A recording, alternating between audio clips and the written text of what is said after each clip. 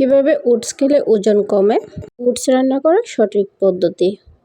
চলুন তাহলে শুরু করি। এখনও যারা আমার চ্যানেলটি সাবস্ক্রাইব করেননি প্লিজ সাবস্ক্রাইব করে নিন।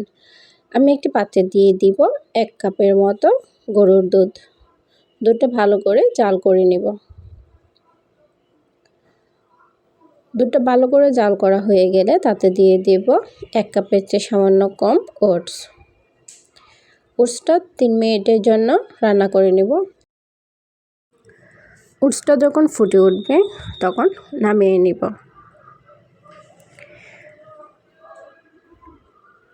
অনেকেই বলে ওটস খেলে নাকি একদিনই 1 কেজি ওজন কমানো যায়। আদৌ কি সম্ভব? আমি পরে বলছি।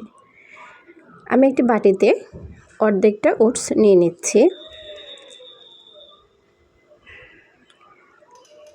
তাতে দিয়ে দিব 1 কাপের মতো গরুর দুধ।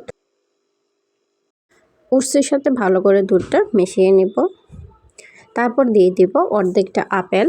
আপেলের উপরে খোসাটা আমি ছাড়িয়ে নিয়েছি। সাথে দিয়ে দিব কমলা এবং একটি কলা। আপনারা চাইলে যে কোনো ফল এখানে ব্যবহার করতে পারেন। আপনাদের পছন্দ অনুযায়ী ফল দিয়ে দিতে পারেন। ওটস খেলে যে ওজন কমবে সেটা কিন্তু একদমই না।